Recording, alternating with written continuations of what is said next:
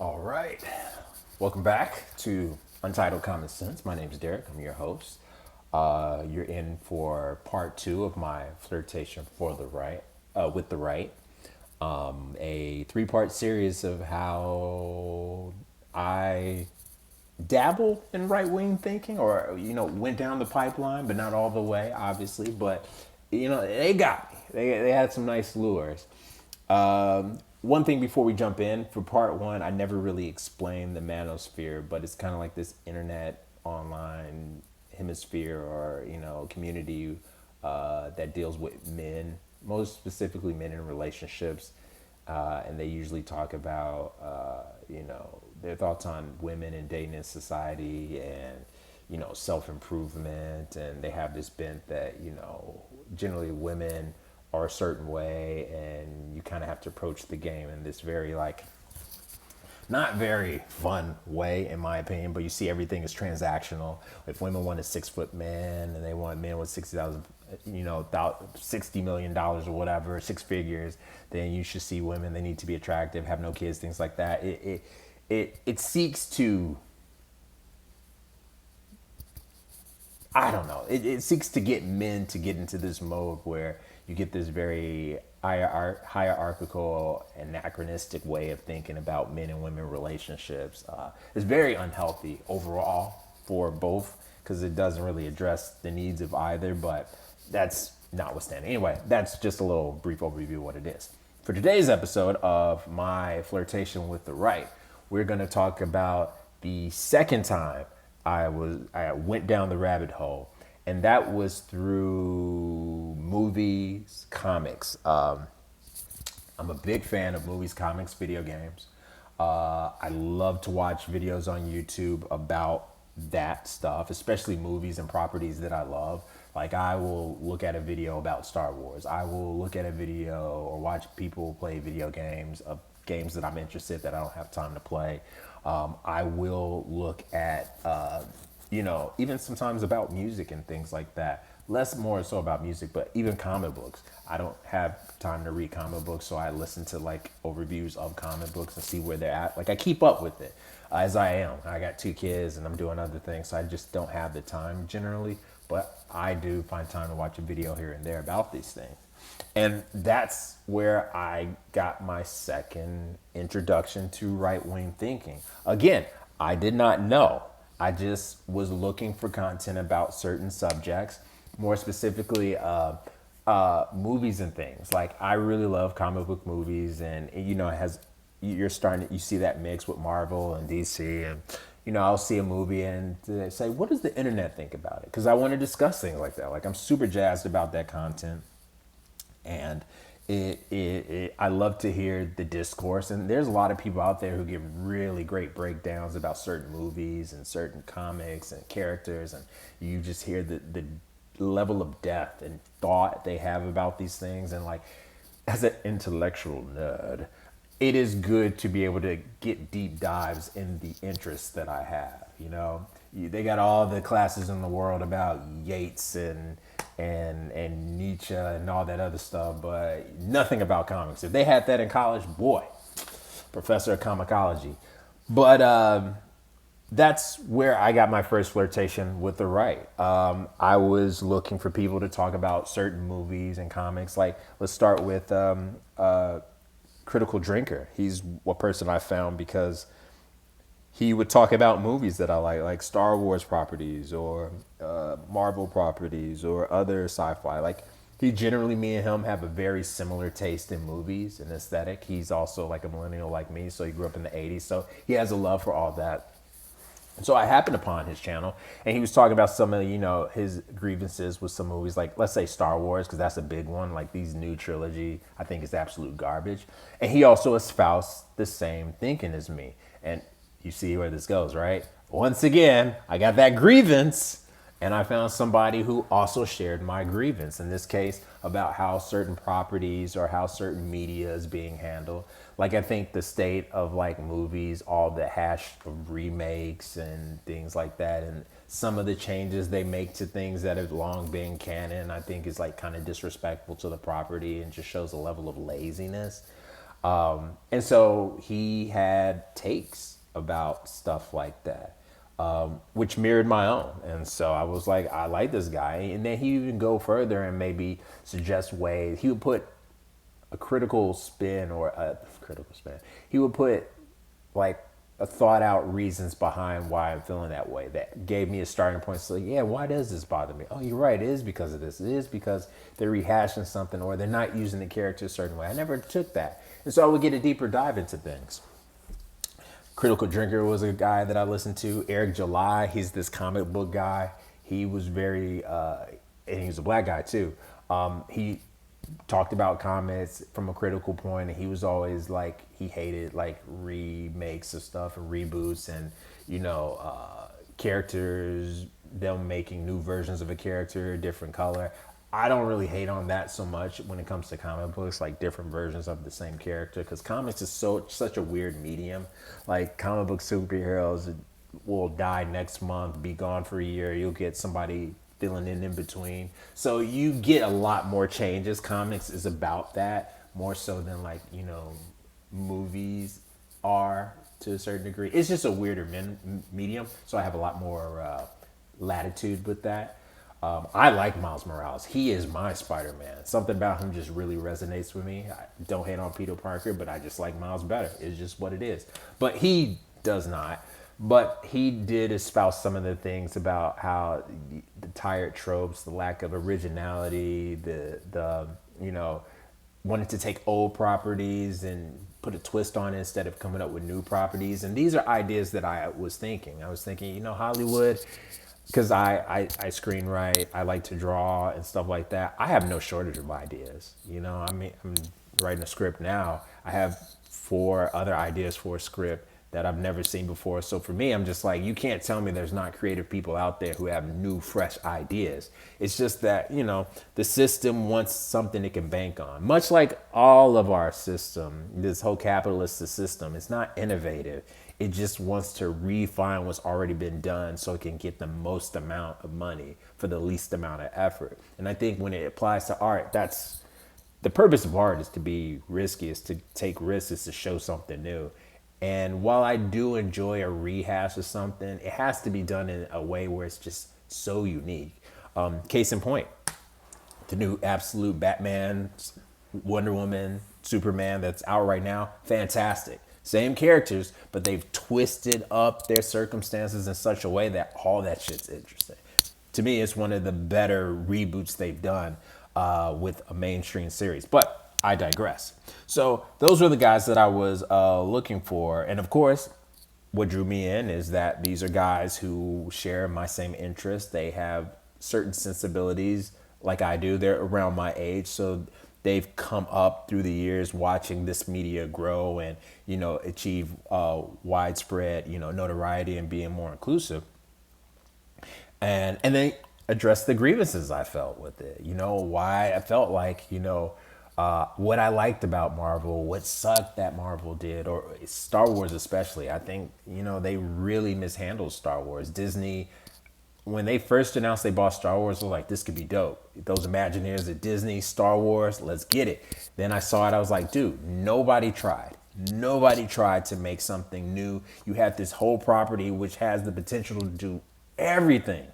And you do the most reductive redo, rehash of the first movie. It was a mess. And so they were able to address those grievances and encapsulate what I was feeling in such a way that I was like, yeah, that's it. That's what I'm feeling. I feel something. I just don't know how to do it. So they got me on the grievances. And then they got me on the other pillar, the actionable pillar, where it's like, well, this is how we would change them, or this is what we need to take out of these movies to make them great. And I'm like, yeah, you're right, brother. This is what we need to do. Stop relying on these old properties. Let's try something new. Or if we're going to do an old property, let's respect the spirit of it, but let's do something new. And so again, much like with the Manosphere, they had the grievance and then they had an actionable quality. In this case, the grievance is they're not handling my properties my beloved properties that I love so much the way I want them to. They're doing a disrespect. They're giving me all these rehashes of people and characters and showing characters I don't care about, nobody cares about. They're not doing justice to the ones that we do. And then you also have on the other side the actionable part. This is how we take it out. If I were to make this franchise, I do this and do this. We need to take out blah blah blah. And just like with the Manosphere, it was this lasted a little bit longer, but it was short lived. In the beginning, they did a lot to scratch that grievance itch. Like, they called out the movies, they called out the Hollywood system the way that I felt it needed to be called out. They loved they had the nostalgia. Nostalgia is a big one with this type of right wing thinking. They always appeal to nostalgia. And so, they would say, oh, this movie sucks right here, when we had examples of really great movies like Terminator and blah, blah, blah. And I'm like, you're right, brother. Those are some good movies.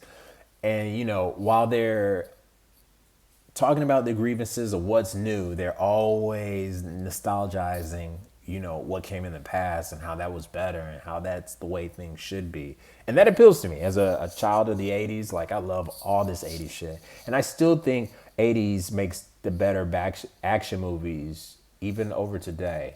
Even with all the camera tricks and stuff today, I think we have better action today, but better action movies, better properties that are action movies. I say the 80s had it in space. They just knew what to do. Even like fantasy and sci-fi, I think, in a lot of respects was a lot better, especially fantasy in the 80s. It just had a wondrous quality to it that I think now with all our CG, it just takes the whimsy. I don't know. But anyway, I digress. So they were hitting me in all the right spots. They were giving me with their gospel. They were on their pulpit talking about this movie's not good, this sucks, it's because of this, blah, blah, blah.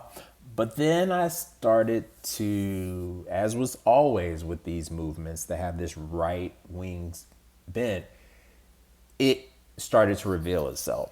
They started talking about wokeness. Now, I'm a black dude. When we talk about woke, it means you are no longer being bamboozled by the man or the powers that be or whatever's keeping you oppressed. It's the moment you wake up. It basically, being woke is what Neo did in the Matrix when he took the red pill. He woke up to the reality that, oh shit, I was in a computer simulation. These machines are trying to use us for our heat. This is not good.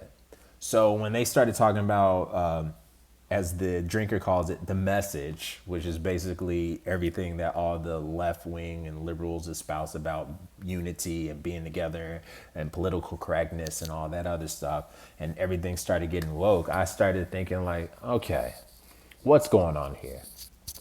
I get it. I agree. They're not handling our properties, and I can see the quote unquote wokeification of a lot of properties. I don't mind them adding the inclusivity and changing things up in properties. My grievance was they did it because they just needed to almost fulfill quotas. Like, oh, we need this to make everyone feel good, so we're going to change this about this property or that about this property so that, everybody feels included. And instead of going for making just a good character who happened to be gay or happened to be, non-binary or happened to be, this, that, and the other, they just made it for the sake of just including it so we can say it's done. Now everybody can enjoy it. And that's always been my opinion, because I'm all about story and character first. And it was easy in a lot of these properties to see they just made it to check off a box. Like, Rey Skywalker isn't a good character because she's a woman. Because there's plenty of great female characters in the Star Wars property. You got Leia, Padme, though I think Leia's a much better character. They just did more with her. But if you look at the expanded universe, Admiral Dala, Mara Jade, Jaina Solo, like the Basta Lashan, like the list is all these badass dope females. But like with Rey Skywalker, you could tell that she was there to be a woman because of the politics of the time. And they didn't spend enough time making her dope. Make her the main character. Make her somebody that, regardless if you're male or female, you're like, she's a dope Jedi. And I just never bought it. And I just think they just kind of fulfilled a lot of quota. And that's where I can see their grievance. It's like, we're doing all this just to make a political statement. It's a virtue signal instead of like really taking the property seriously. And while I do think their grievances have justification, the way they went about going for it, it just became, let's just keep shitting on woke ideology. Anything that has to do with diversity sucks. Anything that has to do with being empathetic or inclusive sucks. And you see where I'm going with this. Once again, like the manosphere, this kind of right-wing media, comic book movie sphere, and I guess it's more right-wing. It doesn't have a name like the manosphere. But again, they begin hating on anything that's different, that's inclusive. They kind of throw the baby out with the bathwater. Yes, you have a valid grievance that your favorite and beloved properties are not being treated like that. They're being treated as a cash grab, and they're being used to further to virtue signal political things. But those things in of themselves are not bad. Case in point, Star Wars. It takes place in the motherfucking galaxy, far, far away, a long time ago. There are aliens literally baked into the show. There are different types of organisms. And so if there's any place where there's natural diversity, equity, inclusion, it's fucking Star Wars. You don't need to synthesize that in Star Wars. It's baked in. You just need to make sure that when you use it and you make sure it doesn't hurt the story and the characters or something that people can resonate with. I don't know how many times, you hear, it's good to have a superhero that looks like you. But I'll tell you this, as a black kid, I never had a shortage of superheroes I didn't like, even though there were very few black ones. To this day, I think Batman is my favorite superhero. Not because he's a white dude and he's rich, but because I enjoy that Batman has this spirit where like he can overcome anything. He will prepare himself for any threat, no matter the scale. That he is the ultimate pull yourself by your bootstraps in terms of the way he attacks. Like he rolls with Superman, Wonder Woman, Flash, all these superpower dudes, and he's arguably the one you fear the most because he can neutralize each and every one of them. Like, that's so badass, And it shows the ingenuity, intelligence, the spirit. Like, he's a great detective. Like, he just embodies, like, if you are underdog, Batman is an underdog superhero. He rolls with the big boys, and he's a contender. He's a big dog, But, back to Star Wars, diversity, equity, inclusion is baked in, but when you shoehorn it, it comes across disingenuous, and you just kind of show the public like you don't really care about the property, you're just trying to make a statement. And so like, while I do agree with some of their grievances, the way that they see it as a whole, that because of that, all the rest of it is hogwash. It's just not true. It's just not true. And again, you hear them whining, you hear them complaining about why is such and such a girl, why is Miles Morales black, do we need a black Spider-Man? No, we don't. But for a black Spider-Man or another Spider-Man, he's done really well. There's a reason why people like Miles Morales. It's not because maybe he might have started off as like a shoehorn, political statement, but he was written well enough that people were like, yo, he's dope. Enter the Spider-Verse is dope. Dope. You can't tell me you do not enjoy rocking with Miles Morales when you watch those two Enter the Spider-Verse movies. It's dope. He's just a really good Spider-Man. And he's one that a lot of kids who are of different color ethnicity can vibe with because he has that juice. And it's not to say you can't vibe with Peter Parker, but Peter Parker is also a product of his time. If you're from the 60s and 70s, you might love that motherfucker. You were a dork or a nerd, and you got picked on like he was, and live with your I think he's a example of a really well done character that they've quote unquote race swapped, But I think he worked because the character himself is really well done. Just like with Gwen Stacy's Spider-Man. She's just kind of cool. She just is. I'm sorry. She just is kind of cool. She's got a dope fit. She's got a dope, mentality. Like, her character is just well written. So I'm like, I can't hate on that. I get what they're doing. They're making a Spider-Man for girls. But you know what? She's kind of fucking raw. And so that's where I couldn't rock with them. Like, But it also exposed a deeper thinking. Like if you were that against diversity, equity, inclusion, and I'm just using that as a shorthand, but all that type of that wokeness stuff, and you're so hesitant in it and you think it ruins everything, I can't rock with you. Because again, here in America, one of the greatest things I like about this country, and this is why I feel so strongly about what they're doing to it, it's a country where the premise is everybody can belong, everybody can be included. You go to Egyptian, it's an Egyptian country. They're going to do things Egyptian, the way Egyptians do. The culture's Egyptian. You can have disparate elements from everywhere, but generally the consensus is Egyptian, and you're going to have to adopt to that. Same if you go to Britain. Britain fundamentally is British, and you're gonna have British ideals and British, way of life and things like that.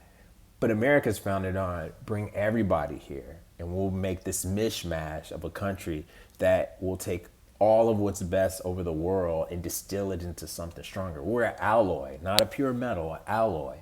And I think it's an amazing thing. It's amazing that I can walk outside my home and get tacos and Chinese food and Thai food and get, I had, what was that? Ukrainian food a year ago. Fantastic. I didn't even think it was a good German food. It's amazing you can do all of that. And I know you can do that in Europe as well, but you get my understanding. Like, just that mishmash and everything's going like American food. Tacos are an American food now, even though they're from Mexico. You can't think of American cuisine without tacos and spaghetti. Even Chinese food is like the stuff you get on the corner is like as American as apple pie, and you don't have that in other places like you do here. It's baked into our culture.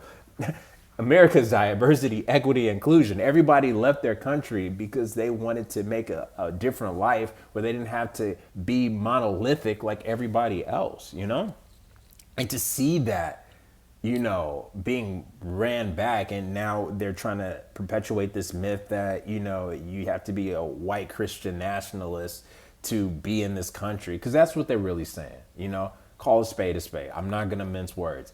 It just seems like if you're white, and you believe in Christianity and you're born in America, that's who they want, okay? They're looking at everybody else as like, we want to get them out of here. There is nothing wrong with immigrants here in the United States. Yeah, you'll get a few bad apples, but we have just as many in our own homegrown bunch. So miss me with all that, just miss me. And the fact that our society is built on these laws where like every man is considered equal. You don't get that in a lot of other countries. You don't get that equality. And that's what's so great is that you can be equal here. That's why people from other countries come here, because they feel like they have a shot that they can make it. And it's a shame to see it all going away. But again, going back to what I was talking about, you see how the right wing thinking got me again. The classy veneer of critical analysis of comics and movies, things that I love, people who are charismatic enough to articulate their views on certain things. And they did the 1-2 punch. They listened to my grievances. They understood where I was coming from with my properties and the things that I loved. And then they had the actionable part, like, yeah, we just got to get that element out. If we made movies more like this, it can be like that. And this is the community of people who feel like-minded. And again, it took me a bit, but again, I got tired of it because ultimately their solutions were like, we're not going to go back to the way it used to be, nor should we. When I look at art, I'm looking for new things. I want to be challenged in new ways. I want to see new vistas, especially with comics and movies. They show you a world of wonderment that we can't see in our everyday. So for them they in their own way are espousing a rehash, again, nostalgia, a return to old. They want their things to stay the same, the way they love it. And while I do love my properties and love it when they are pure in their undistilled essence, I can't admit, I like my Miles Moraleses. I think I think he's dope. I'm glad he's added to the Spider-Man mythos. I'm glad Gwen Stacy, Spider-Gwen, is as well. I mean, even with Star Wars, like as much as like I didn't enjoy the The trilogy, the new trilogy, they had some interesting you know, additions. I wasn't mad at Kylo Ren. I thought it was real interesting that you get your first dark side character who struggles with the light. That was so like mind blown. Like you usually just see a dude who's with the light and then he just goes evil, but you never see the opposite, which I think is like that right there. They need to make a series about somebody who comes back from the dark side and that struggle it takes to be who you really are. I thought he was really well done. I thought some of their ideas about the Force dyad and stuff were interesting. I thought Palpatine, that stuff was stupid, and you can see where they fell off the rails. But it was there was some good things baked in there. So I can't say like all of it needs to go. Most of it should, but there's some things I'm like, yo, we can rock with this. You know, we can rock with this. But I say all this to say is that once again, you know, right wing thinking is about grievance and then retribution and lashing out. And it doesn't really get to the fundamental, it doesn't heal the wound. I would have loved it if the critical drinker or Eric July be like, yeah, these are problems. But you know what? We, instead of just hating on everything and lashing out, let's try to do better. What way can we do to introduce this to new audiences, but keep the core? Or, you know, be like, these are why these things are important, but some of these new ideas can give it a fresh look. You know, it never asks for the reconciliation. And so you're always going to feel like it's us versus them. And I think this is, again, going back to the overall thesis, what the right wing does. It does not seek to reconcile the grievance with, you know, where we should end up. You know, much like MAGA, you're angry at the government and all these politicians. Trump is going to come save us, and we're going to force the country to be the way we want it to be, instead of saying like, let us work with this country, help guide it into a way that we can both agree on, because that's ultimately what we need. One person's not going to like it versus another. We do need to compromise on this. We need to roll some stuff back. We do not need to vilify people who are immigrants. We need to find a way to work with immigration because they are much needed. It's what makes America a great place, that you can meet all of these people from different places. I like walking down New York and seeing people of all diversities and stuff like that. That shit's cool to me, you know? Especially if you come from the middle of nowhere, it's good that your own country has that much diversity that you can be like, yeah, I've met Chinese people before. Yes, I've met Japanese people before. There are people in China who've never seen a black person. And they're like, whoa, that shit exists?